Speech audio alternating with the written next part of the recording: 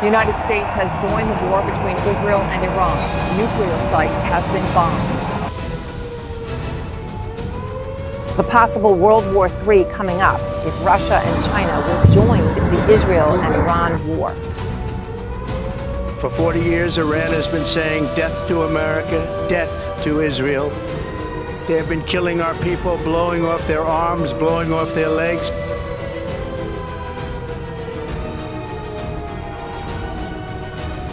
Naglunsad ang Iran ng 6 na ballistic missiles sa Al Udeid base ng US military sa Qatar, ang pinakamalaking American base sa gitnang silangan. Ang footage na mula sa Doha ay nagpapakita ng mga sistema ng pagtatanggol sa airspace ng Amerika na sinusubukang harangin ang mga papasok na Iranian missiles habang maalingaw-ngaw ang mga sirena. Maraming pagsabog ang narinig sa Doha matapos ang pag-atake ng mga missiles na nagdulot ng panic at emergency alert sa buong kabisera.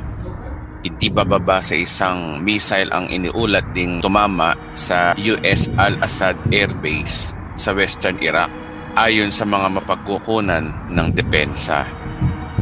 Ang on-strike sa Al Udeid ay unang direktang pag-atake ng Iran sa isang pangunahing pasilidad ng militar ng US sa Qatar ay karamihan dito. Inilarawan ng Iranian state media ang strike bilang bahagi ng Operation Promise of Truth, paghihiganti ng Iran sa US dahil sa nawasak na mga nuclear sites ng Iran. Pinag-uusapan ni Russian President Vladimir Putin at Minister Foreign Affairs of Iran Abbas Araghchi ang mga estratehiya upang kontrahin ang panggigipit ng Israel at Amerikano sa Iran. Ang airspace sa Qatar ay isinara na noong unang bahagi pa ng linggo dahil ramdam ng United States ang papalaking Iranian military movements. Ang US military ay hindi pa naglalabas ng mga bilang ng nasawi, ngunit ang mga unang ulat ay nagpapahiwatig ng malaking pinsala sa mga buildings. Nagbabala ang opisyal ng Iran na ang pag-atake ay pasimula pa lamang maliban kung ititigil kaagad ng mga puwersang Amerikano ang labanan sa rehiyon. Nilalagay ng mga pag-atake ang lahat ng US installation sa buong Gulf, kabilang ang mga bansang Bahrain, UAE, Kuwait sa pinakamataas na status alert. Nagbabala si Putin na ang patuloy na provokasyon ay maaring lumaki ng lumaki at diniin ng Russia na sila ay may madiing suporta sa Iran. Gamit ang B-2 stealth bombers at bunker buster bombs, ang isang very successful na pag-atake sa 3 nuclear sites ng Iran sa Fordo, Natanz at Isfahan. Ilang araw lang ang nakalipas. Kaya officially nang nakisali ang Amerika sa pagpasok ng giyera sa Middle East sa pagitan ng Iran at Israel. Ayon sa mga analyst, ang nangyayari ngayon ay malinaw na senyales ng digmaan sa pagitan ng dalawang makapangyarihang bansa. Banta pa noon ni Pangulong Donald Trump na kung gagalawin ng Iran ang Amerika, ang kapalit ay isang mas malala at mas matinding military retaliation mula sa US.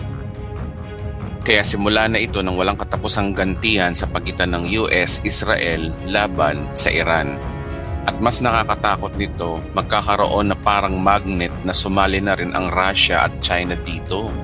Kaya maaring simulan na ito ng World War III. Ang Panginoong Hesus na mismo ang nagsalita tungkol sa gantong panahon. Makakarinig kayo ng mga digmaan at mga alingaw-ngaw ng mga digmaan, ngunit ingatan ninyong huwag kayong mabalisa. Ang mga bagay na iyon ay dapat mangyari, ngunit ang wakas ay darating pa. So wag daw po tayong mabalisa, tayong mga mananampalataya kay Kristo. At ang verse na to ay tinatawag na simula ng birth pains. Ang mga bansa ay titindig laban sa bansa ayon sa verse 7. Hindi ito palatandaan upang magdulot ng takot, ngunit ito ay paalala na manatiling alerto at umangkla sa pananampalataya. Nabubuhay na tayo sa isang mundong niyayanig ng labanan, kawalan ng katiyakan at takot, ngunit para sa mga mananampalataya, ang mga pangyayaring ito ay hindi nilalayong takutin tayo.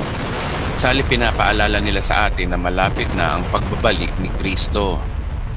Gaya ng sinabi ni Apostol Pablo sa Tito chapter 2 verse 13, naghihintay tayo sa mapalad na pag-asa, ang malawalhating pagpapakita ng ating dakilang Diyos at tagapagligtas, si Jesucristo. Sa mga sandaling ito, ang biyaya ang nagpapaalala sa atin na ang Diyos ay nananatiling may kontrol ng lahat ng pangyayari. Hindi tayo tinawag para mamuhay ng may takot, kundi sa pananampalataya. Huwag po tayong matakot, mga kabiyaya. Sa panahon ngayon, ang mga mayayaman sa ibang mundo na gaya ni Mark Zuckerberg na CEO ng Facebook ay gumastos at gumawa ng milyong-milyong dolyar na underground bunker para sa kanyang safety. Si Mark Zuckerberg ay isa sa mga bilyonaryo sa buong mundo na meron ng underground bunker. For what? For their safety in case na magkaroon ng nuclear war? Bakit? Meron ba silang alam na hindi natin alam?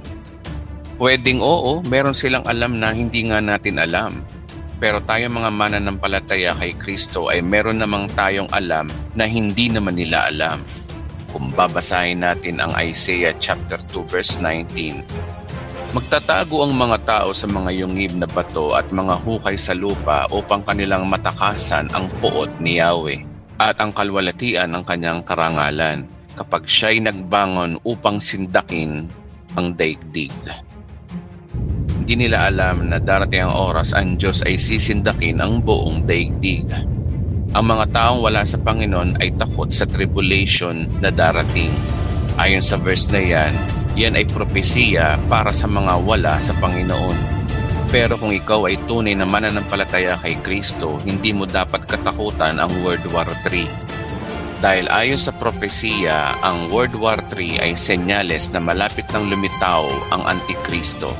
At bago naman lumitaw ang Antikristo, darating ang araw ng rapture.